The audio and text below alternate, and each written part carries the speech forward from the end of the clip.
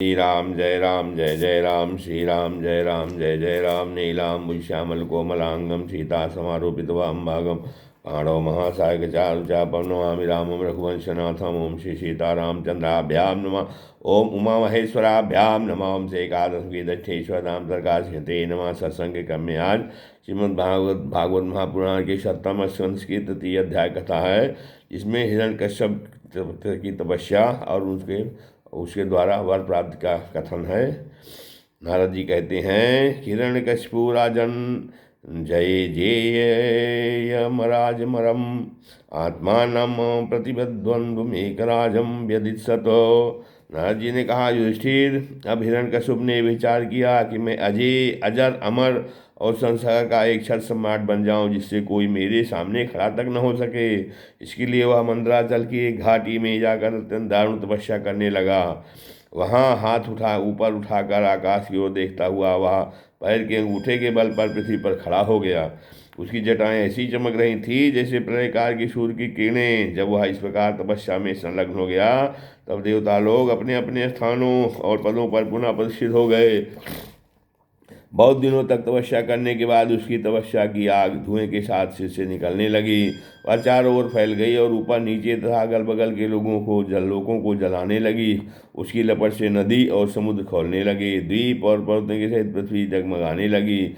ग्रह और तारे टूट टूट कर गिरने लगे तथा 10 दिशाओं में मानो आग लग गई। हिरण्यकशिपु की उस तपोमयी आग की लपटों से स्वर्ग के देवता भी जलने लगे। वे घबराकर स्वर्ग से ब्रह्मलोक में गए और ब्रह्मा जी से प्रार्थना करने लगे, हे देवताओं के भी आराध्य देव जगतपति ब्रह्मा जी, हम लोग हिरण्यकशिपु के स्तंभ की ज्वाला से जल रहे हैं।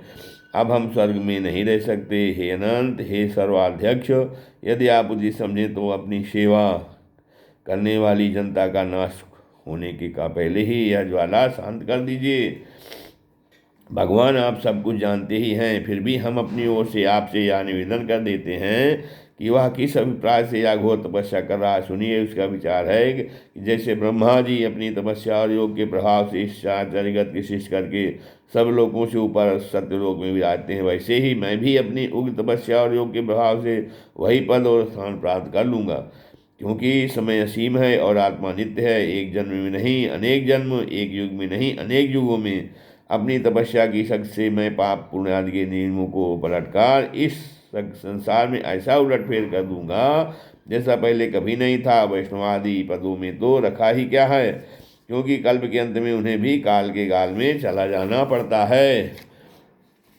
कहते हैं कि हमने सुना है कि ऐसा हट करके ही वह घोर तपस्या में जुटा हुआ है। आप तीनों लोगों के स्वामी हैं, अब आप जो चीज़ समझें वही करें। ब्रह्मा जी, आपका यह सर्वश्रेष्ठ परमेश्वर पद ब्राह्मण एवं गौों की वृद्धि, कल्याण, विभूति, कुशल और विजय के लिए है। यदि हिरण्यकशिपु के हाथ में चला गया तो सज्जनों पर संकटों का पहाड़ टूट पड़ेगा। युधिष्ठिर, जब देवताओं ने भगवान ब्रह्मा जी से इस प्रकार निवेदन किया, तब वे भृगु और दक्ष आदि प्रजापतियों के साथ हिरण्यकशिपु के आश्रम पर गए। वहाँ जाने पर पहले तो वे उसे देख ही न सके, क्योंकि दीमक की मिट्टी, घास और बांसों से उसका शरीर ढक गया था। चींटियाँ उसको पैदा, उसकी मेदा, त्वचा, मांस और खून चाट गई थी। बादलों से ढके हुए सूर्य के समान वह अपनी तपस्या के तेज से लोगों को तपा रहा था। उसको देखकर ब्रह्मा जी भी विस्मित हो गए। उन्होंने हंसते हुए कहा, ब्रह्मा जी ने कहा, बेटा उत्तिष्ठोत्तिष्ठ भद्रम ते तपा सिद्धोजि काश्यप वरदो अहम अनुप्राप्तो व्रियतामीप्सितो वरहा। बेटा हिरण्यकश्यप, उठो उठो, तुम्हारा कल्याण हो कश्यप नंदन। अब तुम्हारी तपस्या सिद्ध हो गई, मैं तुम्हें वर देने के लिए आया हूँ। तुम्हारी जो इच्छा हो बेखटके मांग लो। मैंने तुम्हारे हृदय का अद्भुत बल देखा। अरे डांसों ने तुम्हारी देह खाली डाली है, फिर भी तुम्हारे प्राण हड्डियों के सहारे टिके हुए हैं। ऐसी कठिन तपस्या ना तो पहले किसी ऋषि ने की थी और ना आगे ही कोई करेगा। भला ऐसा कौन है जो देवताओं के 100 वर्ष तक बिना पानी के जीता रहे। बेटा हिरण्यकशिपु, तुम्हारा यह काम बड़े बड़े धीर पुरुष भी कठिनता से कर सकते हैं। तुमने इस तपोनिष्ठा से मुझे अपने वश में कर लिया है। दैत्य शिरोमणिये, इसी से प्रसन्न होकर मैं तुम्हें जो कुछ मांगो दिए देता हूँ। तुम हो मरने वाले और मैं हूँ अमर, अतः तुम्हें मेरा यह दर्शन निष्फल नहीं हो सकता। नारद जी कहते हैं, युधिष्ठिर, इतना कहकर ब्रह्मा जी ने उसके चींटियों से खाए हुए शरीर पर अपने कमंडल का दिव्य एवं अमोघ प्रभावशाली जल छिड़क दिया। जैसे लकड़ी के ढेर में आग जल उठे, वैसे ही वह जल छिड़कते ही बांस और दीमकों की मिट्टी के बीच से उठ खड़ा हुआ। उसमें उसका शरीर सब अवयवों से पूर्ण एवं बलवान हो गया था। इंद्रियों में शक्ति आ गई थी और मन सचेत हो गया था। सारे अंग वज्र के समान कठोर एवं तपाए हुए सोने की तरह चमकीले हो गए थे। वह नवयुवक होकर उठ खड़ा हुआ। उसने देखा कि आकाश में शाश्वत खड़े आकाश में हंस पर चढ़े हुए ब्रह्मा जी खड़े हैं। उन्हें देखकर उसे बड़ा आनंद हुआ।